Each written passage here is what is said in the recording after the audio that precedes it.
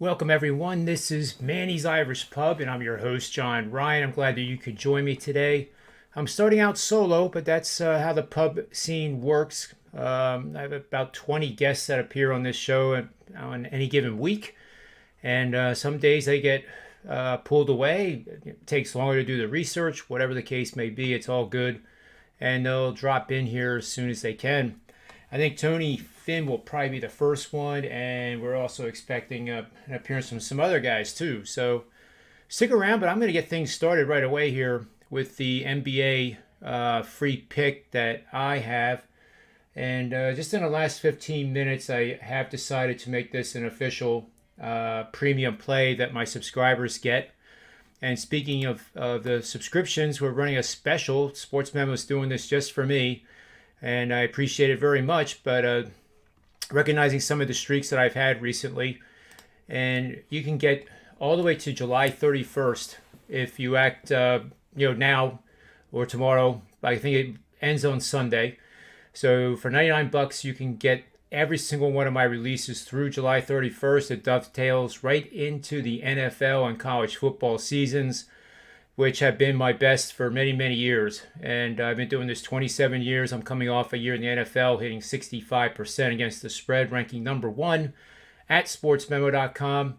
And I'm confident with my plays again this season. So this is a great opportunity if you've never had my research, you never had my methodologies on a subscription basis. This is a great opportunity to do it. You're saving well over $200, and you're getting the rest of June.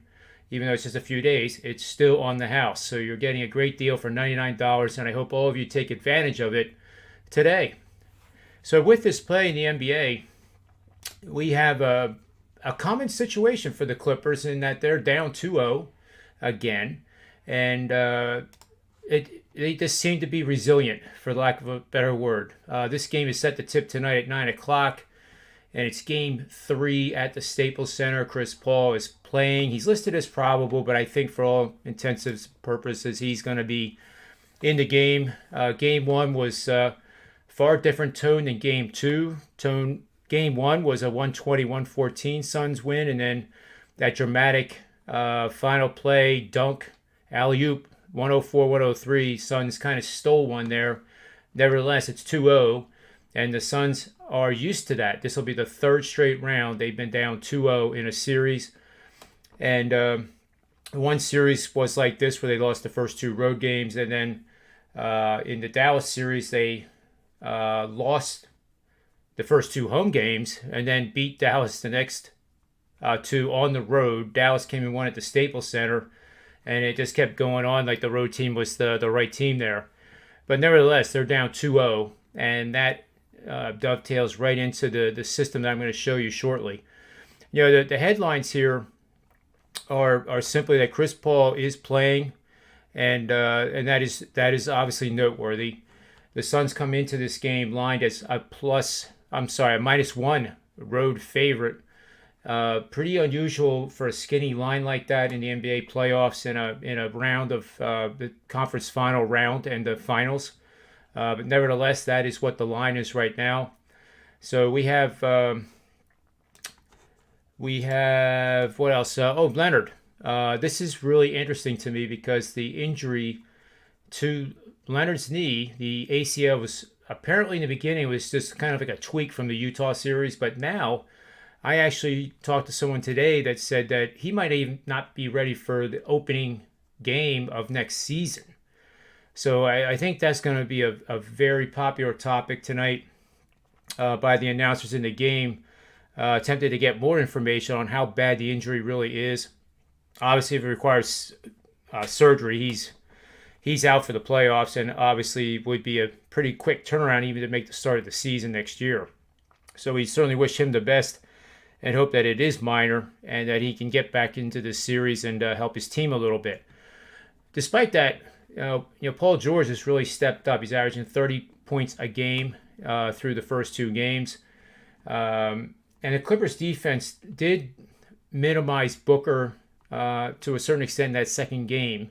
But obviously they have so many solid players that if Booker's struggling, then the other guys step up and fill the gap. And that was a lot of the reason why the Suns were able to steal that second game. So this is we all know what happens when the team goes down 3-0 in the playoffs. And this is a must-win for the Clippers tonight. And it's going to be a very exciting game. So let's take a look at the system here. And it goes like this. Actually, that's the one from yesterday. Now we're going to have to load this up real quick. Just bear with me 1 second.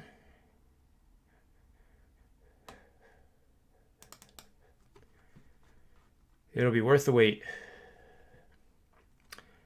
So here we go. June 24th, 9 o'clock. Bet on home playoff teams that are down 2-0 in their conference finals. That's all it is. Very simple, straightforward.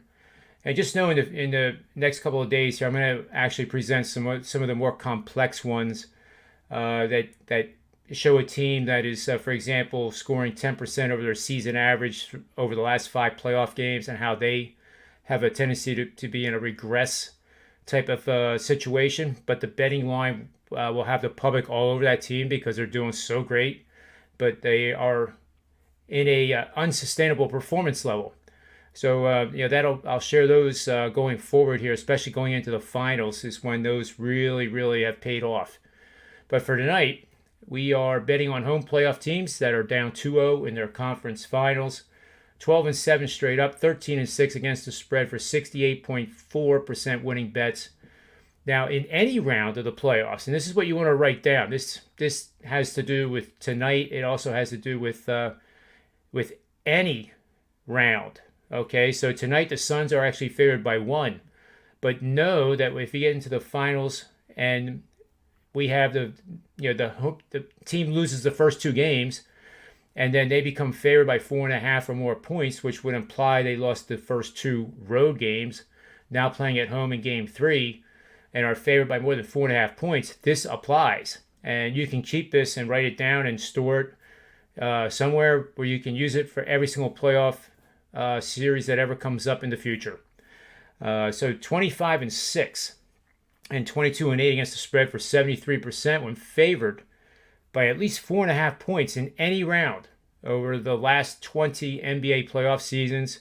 It all tells us to bet on the Clippers, and I'm going to tell you to bet it on the money line in Game 3 over the Suns. And looking at the lines here, which I'm going to pull up over at WagerTalk.com/odds, we see that Phoenix opened as a -1 point favorite, 218.5 point opening. That total now has gone up to 222 at Pinnacle. And Penny is kind of our leader here on the show. Tony Finns always uses them, and I have in the past too. A little bit with Heritage because they take the really big bets. They're known to do that. So 222 from opening of 218. 56% of the tickets are on the over, but 70% of the money is on the over too. So that means the public is definitely pushing this over along with the pros. And it doesn't mean that it doesn't win. There's times where the public and the professionals are both on the same side, and it ends up very favorable for both of them and not the book. 59% of the tickets are on Phoenix. 53% of the money is on Phoenix. I like seeing that. I would love seeing it a little bit higher on the money, but that certainly is, it's in an equilibrium state, pretty much even betting flow. But that also indicates that some of the wise guy money or the bigger better is on the Clippers tonight, like I'm recommending. So with the money line, you're going to get plus 100 across the board, plus 102 at Penny. Again, they are usually the best available line on these types of situations. So if you don't have an account with them and you can get one, then I would certainly encourage it. You got Heritage at plus 100. The consensus is minus 105. Circa is plus 100. Westgate plus 100. South Point minus 105. So I prefer playing the game with the money line here at plus 100 or plus 102 or better, like Pinnacle has, as opposed to taking the point. If the Clippers win and my models say they will. It's going to be by a lot more than 1 point.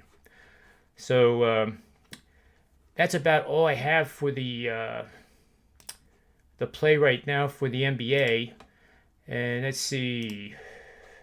Well, this guy still haven't joined me yet, but I'll send him a quick note here, see where they're at.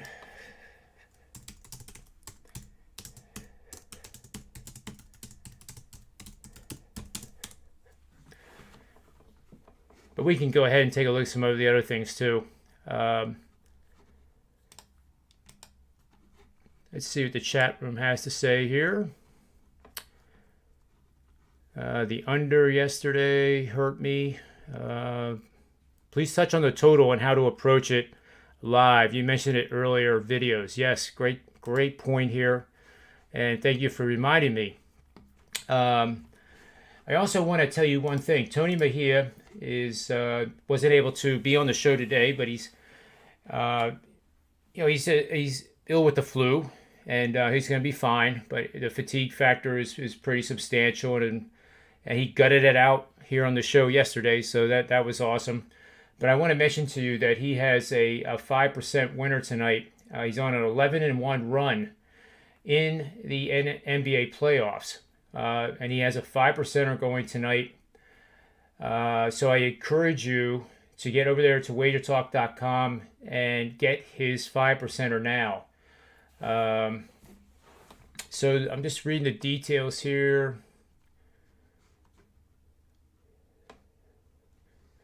Yeah, that's the details that I have. So,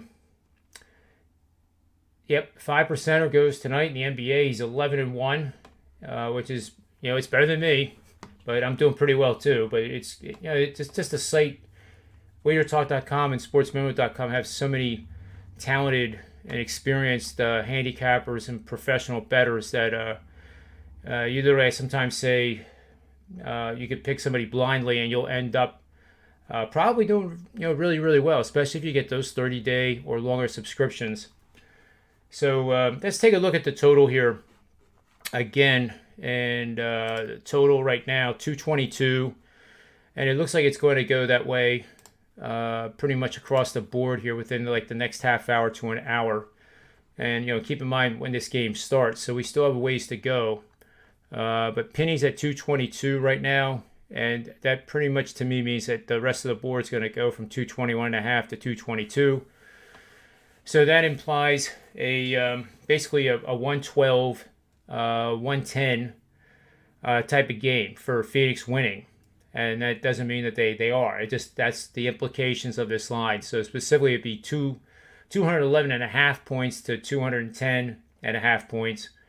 And Phoenix wins. That's what the line is projecting from the market. So with this game, I think the volatility is going to be reflective of game 1 and 2. Game 1 was up and down the court, 234 points if I remember correctly, and then the second game was 207, drastically different speed. There was times during that game where the points per minute went down below 4, and gave you a great opportunity to get on the over. There was times where it was faster paced, and you could have got a better price than what the market was before the game. So what I'm learning here is that sometimes it's almost better not to bet the game pre-flop, but I think you have to have some kind of interest invested into it prior to the start of the tip. So with the total being at 222, let's say, this is a chance tonight where, for the purposes of this show, I will tell you what the levels will be that are best suited for a middle. Now, we're going to need some pretty high implied volatility. And implied volatility, for any of you guys that trade options in the stock market, you know what I'm talking about. And it's a fairly easy calculation that reflects the value of what the option value is reflecting to the underlying security in terms of what the price movement is going to be that day and between today and the expiration date of the option. So options can expire in a week, a couple of days, up to a year, and everything in between. So with implied volatility, I tweaked the calculation to be more appropriate for an NBA game. So it's like calculation for an option that expires in 1 day. So we basically have a game that is expected to be 222 points. That's what the market's telling us. And let's say that's Apple Computer, because Apple's trading a little bit higher than that, but it's close to it. And everybody knows Apple. So what happens is that you get flows into the game where the pace can be up above 8 points per minute or below 4. And when those opportunities happen over a 3-minute period, and I've obviously studied this immensely, you have opportunities to play a contrarian type of bet. So for my Wall Street days, you always wanted to sell into those spikes, especially the intraday spikes on the crude oil floor. If the information was right and there was that big short squeeze, you wanted to be looking for a place to sell into it. Same thing with the dips. You want to pick a time in the basketball game where the pace is very slow. Nobody can hit a shot. Teams will go 0 for 7. And it seems like the rim got smaller and the ball bigger. But those are the times to take advantage of it. And if you've ever done it, it's gonna feel a little bit weird because you're going against the trend. But that's the whole purpose of it. So the 222 total, if you can get 208.5 based on the implied volatility measures that I use, that would be a great over bet. And then conversely, 232.5, which is 10 points higher, would be the other leg of it. Now the reason you're going to say, well, gee, John, that was 8 points I think down on the to bet the over, and 10 on the other side. So the reason that is that this game is being bet on the over. The expectations are that the over will win this bet. My models and the applied volatility say there is a lean that the pace of play is going to be more. If the game goes over, for example, it's going to go over by more than the 10 points that I just mentioned. That's the projection. It doesn't mean that it's going to happen. But when you play a middle like this of 208.5 to 232.5, that's a 24-point range. And that's almost one team's full quarter of scoring. And I do believe that if you can get both legs, I think the game you'll get the middle. Because I do think that the total is going to be coming in right around that 220 to 224 area as a final score. And I don't think the Clippers are going to blow them out. But if they do blow them out, then there's a greater chance that fourth quarter, if they're up by 15, is going to be walking up the court, milking that clock. And the only way the Clippers are going to get out to a 15-point lead is if the first 3 quarters were played really fast and a lot of points. So there again, that 232.5 is probably going to be the area where you can get the best value for the buck. So not sure where my cohorts are. I sent the link. Hope everything's all right. You know what I mean? Or maybe they're playing a joke on me. That could be too. Not real sure, but I'm going to just take a moment here and make sure sometimes the invite link is not always correct. So I'll do that here.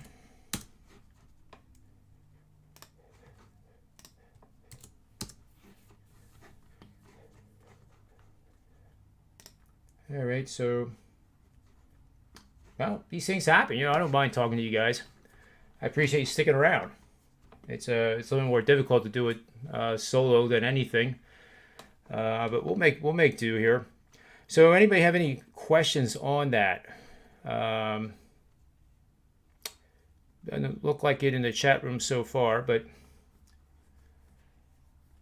let's see. 4:45. Adam's coming on. I just got confirmation, so that's only 7 minutes that you have to put up with me here. Adam's going to be talking about a Major League Baseball game with the Brewers and the Diamondbacks. So that's always interesting because we all know how bad the Diamondbacks have been playing here of late. And I never like seeing any team playing bad. It's It's just never good for the fan base. It's just not good, period. And it happens though. So hopefully they'll reach a point here where they'll start bouncing out of this incredible run of misery and win some games. But the standings right now are quite interesting in baseball. We're coming up to the halfway point, and I'm doing studies now, which are a little bit revealing different meaning from what you may be hearing in the media. The first five, and then there are teams. Believe me, there are teams that like Baltimore. You don't want to take a chance of the bullpen blowing the game, which they have done an extensive amount of the time. But overall, for the league, the results are much more positive with a team in the lead or tied after five than what I had thought, at least, or what I feel like the media is telling us. So I'm going to be running those studies, and then Tony Finn is going to take them. He writes it up for a lot of content for a lot of different media outlets. And it'll be very revealing because we dissect it into home dog, for example, that's tied or leading after five. Home dogs plus 150 and above.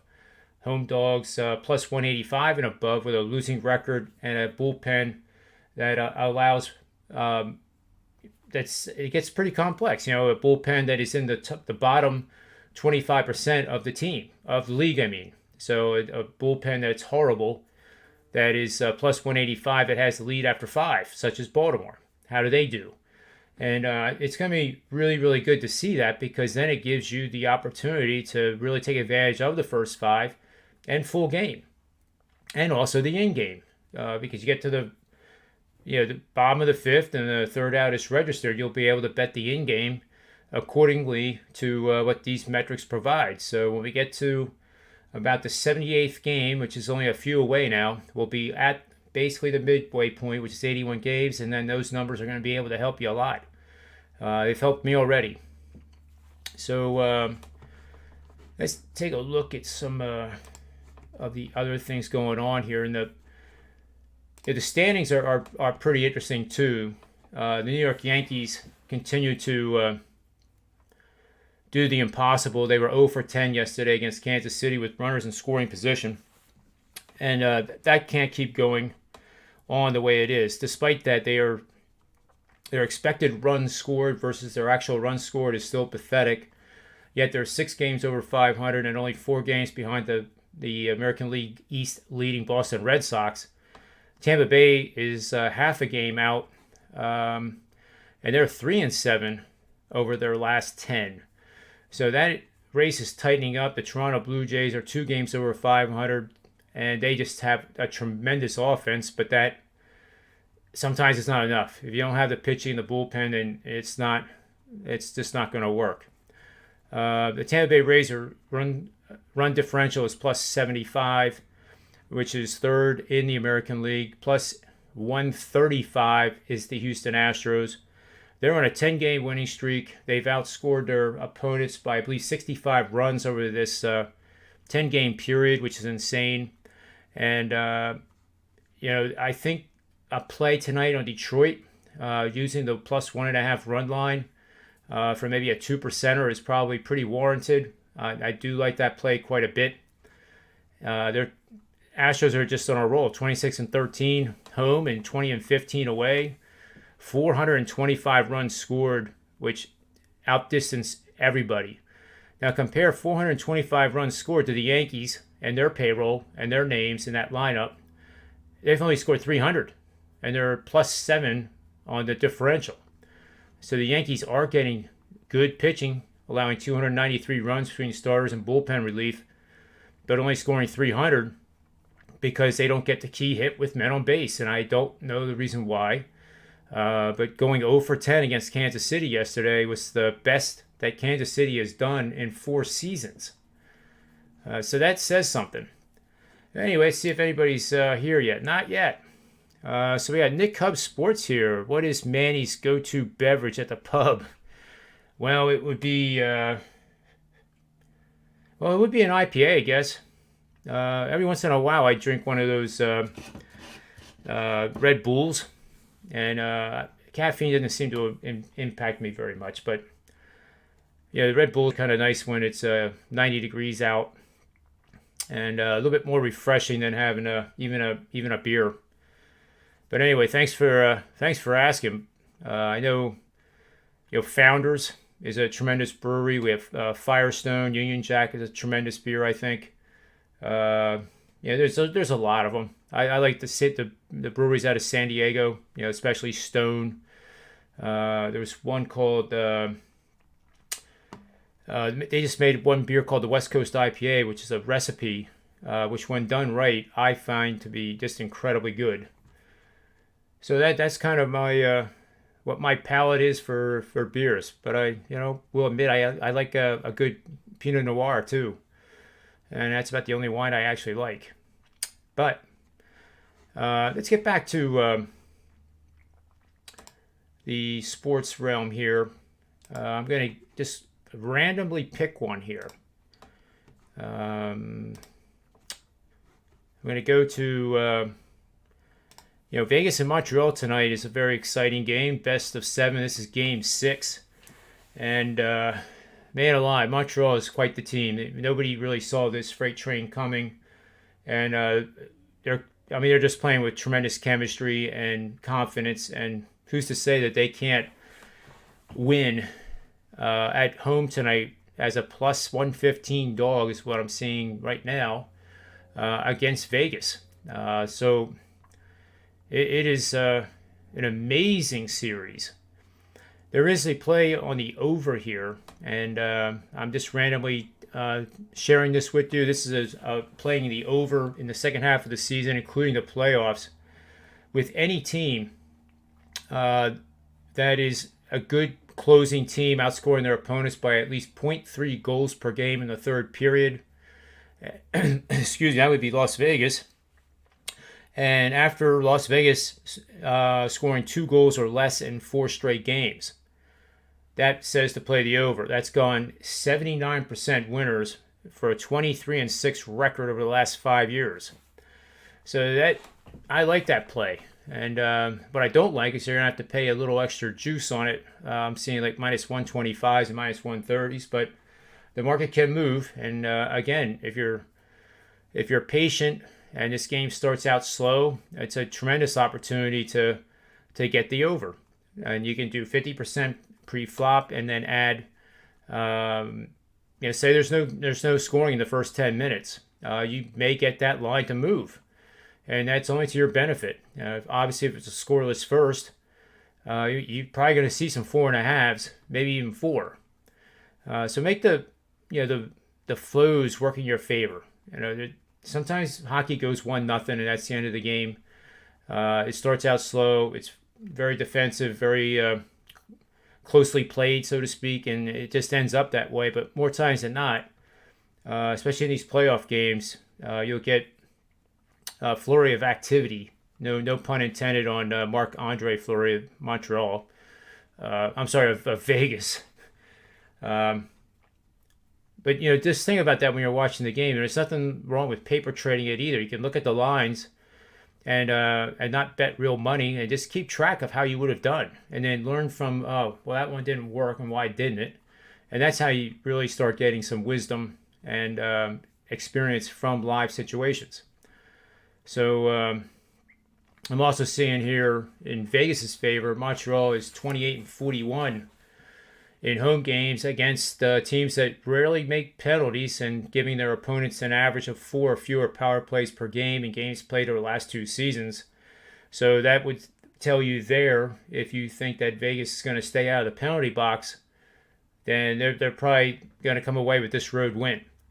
Montreal, however, is 7-1 against a starting goalie that is very good, making 91.5% of their saves of the shot, saving 91.5% of the shots on goal in the second half of the season in this season. So that includes the playoffs as well. And at the end of the day, if you're not a big time Vegas Golden Knights fan and an avid NHL fan, you just have to like fall in love with Montreal and what they're doing. It's fun to watch them, and there's no reason in the world to think that they don't have the ability to win this game tonight. Let's check the. Well, still nobody. I think somebody might be playing a joke on me, maybe. Or maybe it's like, Back to the Future, and this really isn't happening. But if anybody has a game they want me to break down and give some angles on, please do. Because I can do that on the fly very easily.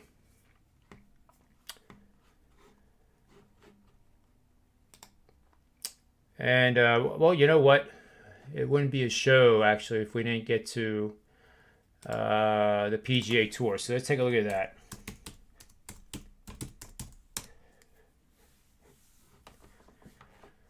So here we are, leaderboard.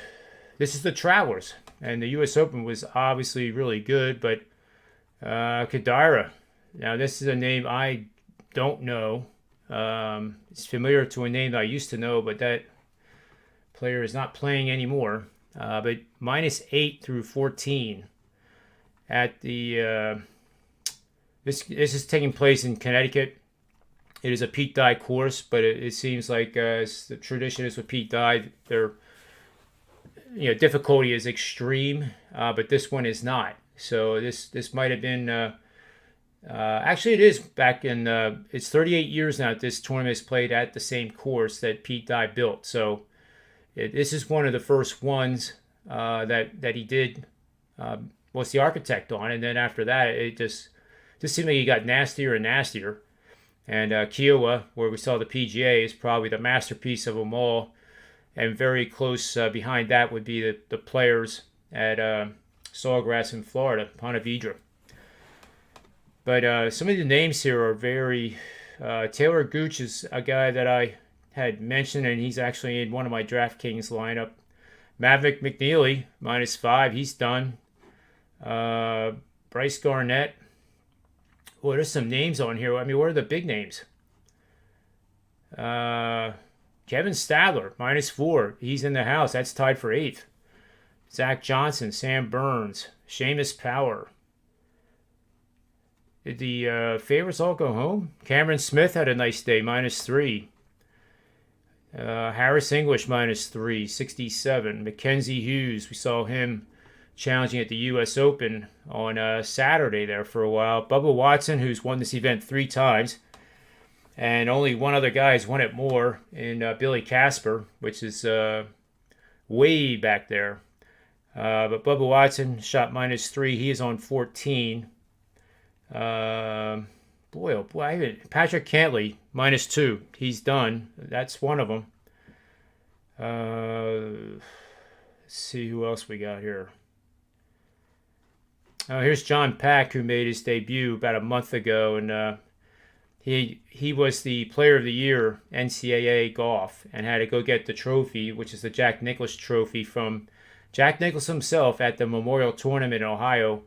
Didn't have a way to get there, and he went to Florida State where Brooks Koepka went, and the coach there called Brooks Koepka, apparently, the way the story goes, and Brooks said, no problem, I'll send a jet for him. And that's how John Pack got to the Memorial Tournament to receive his trophy personally from Jack Nicklaus. So I think that's a pretty cool story. Phil Mickelson, Jim Herman, even at 12 and 13. They're still on the course. But you notice I haven't said DeChambeau or Dustin or... Boy, oh boy, I'm just looking here. I mean... Keegan Bradley was +2. So there's some decent scores, really good score. I'm still scrolling down. Dustin Johnson +2 on 13. Wow. Tony Finau +3 on 13. This is nuts.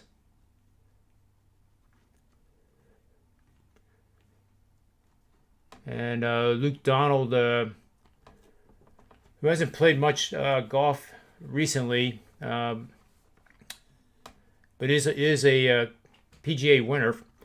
plus 878. That's unfortunately the highest score in the field. So I'm gonna do a quick search here.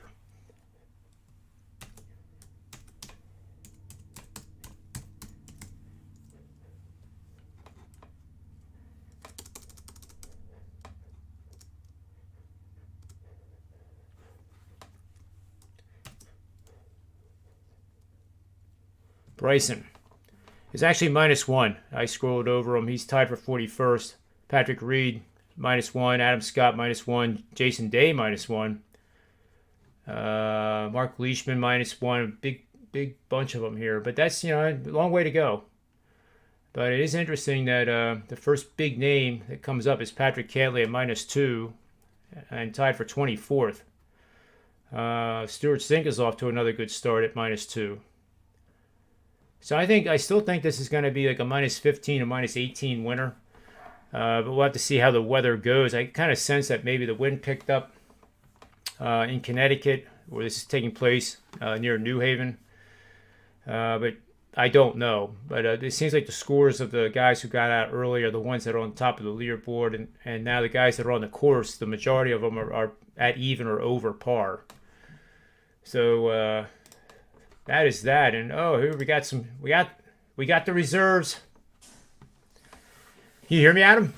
Yeah, can you hear me? Yeah, got you, man. Thanks for coming on. No problem. Thanks for having me. Yeah, I was just going through whatever I could. I'm just treading water here. Well, I've only got about 5 minutes today, but I do have one play in Major League Baseball, and we can talk about it if you'd like. Sure. Yeah, absolutely. So I'm going for 4 winners in a row. Hopefully this is the start of a little overdue hot streak for me, but I'm going for 4 wins in a row tonight. If you want the full write-up, I actually posted this one. It's up at sportsmemo.com on my page. You can also find it at Top Flight SI. But I've got an interesting one to talk about here, and I'm definitely curious to see what John thinks. I like the Orioles plus 1.5 tonight.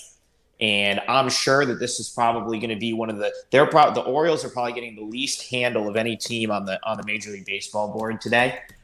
They've lost 13 of 14, which is certainly not a spot where many people want to jump in with a team.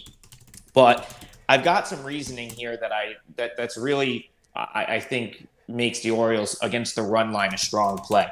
So just for starters, I love betting teams on the run line, on the plus 1.5 run line. If they're a road team, I think that's the best advantage you can get in baseball betting when you essentially, force a team to beat you in 8 at-bats as opposed to 9. But that's a general reason. The reason I really like the Orioles here is, so if you look at the one series they had some success in the past 2 weeks, it was against the Blue Jays. Their only 3 meetings of the year. The Orioles won one of those in a blowout. They lost the other one, but they still hit in that game. I want to say they lost 7-4.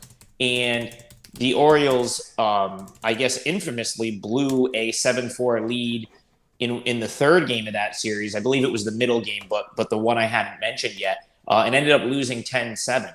So what I take away from that series is the Orioles hit. So they collectively hit in that series, and I think they're going to hit again tonight. The pitchers for this game, neither very impressive, but Anthony Kay goes for the Blue Jays, and he's got to be as bad of a big league starter as there is right now. 6.43 ERA. He's not someone he's never. I don't think he's ever gone more than 4 innings in a major league game. I know he hasn't this year. I would have to go back and double check the lengths of his starts last year. He's awful. I mean, and the Orioles, I understand that their starters are 0-6, but Dean Kramer's been a little bit better of late. He just pitched against the Blue Jays a couple days ago, went 6 innings, gave up 2 runs on 3 hits. So that, probably one of his better starts of the season. But a very interesting thing here is the the Blue Jays, not only are they probably only going to get like 3 or 4 innings from Anthony Kay, and probably 3 or 4 not very good innings, but they're likely without their top 3 relievers here, all of whom have been used pretty extensively in back-to-back games and without an off day. So coming into this 4-game series against a team like the Orioles, I have to imagine that the Jays won't take chance. I don't understand why they would pitch one of their top relievers 3 straight days in a game against Baltimore. So you're probably looking at a start of 5 innings or less from K. I'd imagine it's 3 or 4. And then you're going to be, the Blue Jays bullpen is good, but it definitely thins out toward the back end. And so you're probably looking at the B squad relievers for the Blue Jays. And the Orioles hit in all 3 games against the Jays just 5 days ago. So, if you're going to give me the Orioles with a 1-run head start on the road where that they're going to get 9 at-bats, and that the Jays are not going to bat in the 9th inning if they're only up by 1, I think this is a great spot to jump in and get a really a plus 1.5 and only have to lay minus 110, which has become a rarity for the road teams in baseball these days. I love it. I absolutely love it. And I'll share some. I did this play with Buster this morning. He's doing first 5 Baltimore. Okay. Plus 150, I think it was at that time. I don't know what it is right now, but it should be right around there. But what he pointed out was Kramer. His flash stat looks horrible, right? But you look at his ERA in April, it was 8.40. His ERA for his May starts was 5.87. So far in June, 3.97. Last 7 days, which is 1 start, but he went 6. It was a quality start. It was against Toronto. Yeah, it was. Yep. So that's a little concerning, but they don't. It's not like I tend to not want to bet against pitchers when they just had pitched against a team, but they don't have a huge book on him, and we're, as Orioles backers, we're getting the same advantage going against K. They just saw him as well, so I feel like it probably is a wash in that regard. Yeah, and I would actually give the edge to the Kramer because he pitched good. He pitched good in that right. game. Yeah. Yep, and he's steadily pitching better. He's keeping the ball down in the zone is what I noticed from some of this StatCast stuff. There was sometimes you look at spin rates and they don't tell you anything. Sure. But this batting average against 369 in April, 253 in May, 184 so far in June, and Toronto batted 150 in that start. So 1 start doesn't mean anything, but certainly confidence has to be on his side. And like you said, the bullpen for Toronto is not real healthy for tonight. Not healthy, but you know what I'm trying to say. Right? Yeah. They're likely without their top 3 guys tonight. More than likely. Yep. They're not going to be like inactivated, but I would be very surprised if they throw any of the guys that have thrown back-to-back nights a 3rd straight night for this particular game. Let's just put it that way.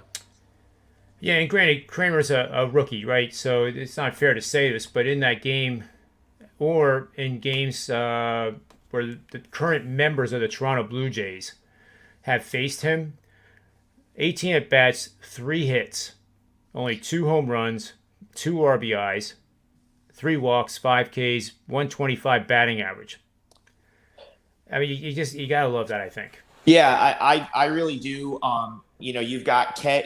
K is pitched now in parts of 3 seasons for the Blue Jays. The Orioles bombed him back in 2019, and he's a guy with a 6 ERA and a 1.5 WHIP. I just think that's who he is. I don't think. Whereas I think Dean Kramer has some potential. He'll probably be better than the numbers that we're looking at right now. Whereas like Anthony K, to me, just when I watch him pitch, he just looks like a AAA guy that's up in the majors for lack of better options at this point. And, he's one of those guys where I think you're probably not going to get many chances to play against Anthony K before he's back in AAA. So, I'll take my chances here. I will throw this stat out to just support kind of the plus 1.5. I think the Orioles get their win here, but the Orioles are 4-12 in 1-run games. That means 12 of 16 times that plus 1.5 has come into play if they've played a 1-run game. So they've been on the wrong end of a good amount of close games. And I've said this about the Blue Jays for a couple weeks now, John. I came on this show and talked the Blue Jays up before the season like Yep. none other. I have the Blue Jays season win total over, to win the American League East, to make the playoffs, to win the AL.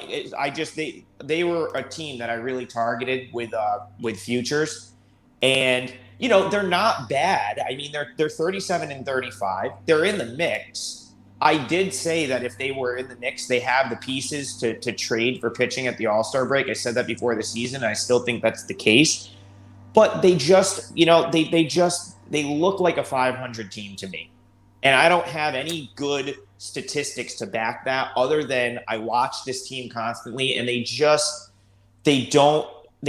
never looked like better than this sort of 35-35. This is just what they've done all season. They'll win. They'll get a game or two above 500. They'll lose 3 in a row. They'll battle back to a game above 500. They'll lose 2 more. So it's just like, and they didn't play particularly well the last couple nights against the Marlins. They were just kind of fortunate that the Marlins didn't really hit. So, the Orioles, like I said, if you go back to the series a couple days ago, they really did hit the ball. One of those games they won in a blowout. That's their only win. So if you look at their 1-13 run stretch, the one win is like a blowout win over the Blue Jays. But there was another one in the mix there that they absolutely should have won. And then the loss, they still were knocking the ball around. So I just think that I feel pretty good about the Orioles hitting. I suppose you could look at the over, although you're looking at a lot of runs. It's definitely an inflated number. So that's I would lean that way, but the number is you're going to pay a pretty good premium to bet the over here. I just think Orioles give me the 1.5 run head start on the plus 1.5 handicap. At -110, I think that's a great bet. Yeah, I agree. If you can stay on for another 2 or 3 minutes, I was just going to run through the DraftKings. Yeah, go ahead. I got about 3. I got a couple more. Okay. Minutes. Yeah, and then we'll just close the show together. Okay.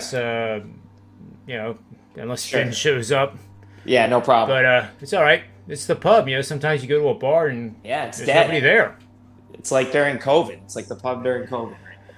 He's probably taking a nap so he can stay out late tonight. Isn't that what the younger guys? That's what I used to do.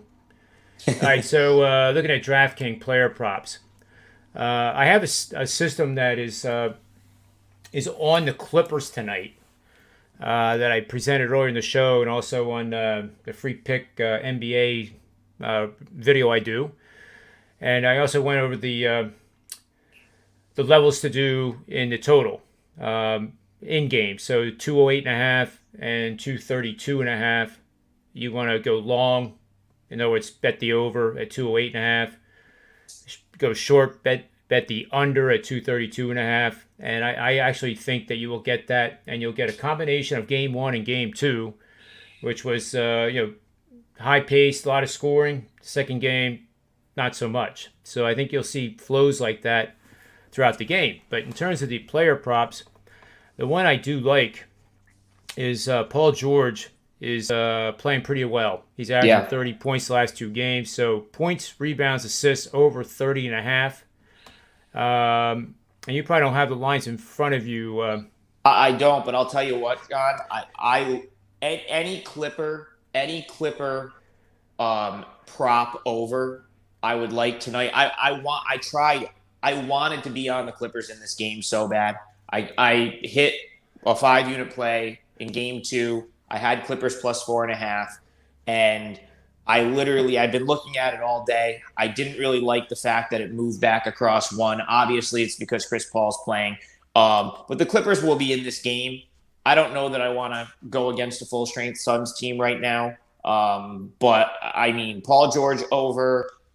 I would look at like any of those Jackson, any of the like Clippers, that are scoring right now. I think I probably lean. I don't do much with NBA totals, but I think I'd probably lean toward the over here in this one. Yeah. If I had to.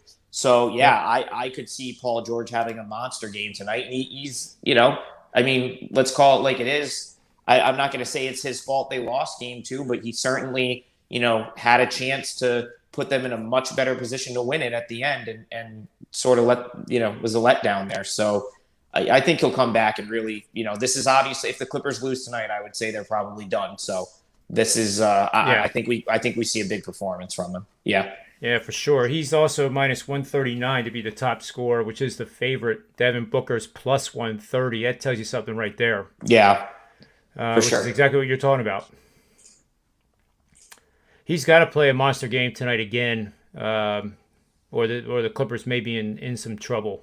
I agree.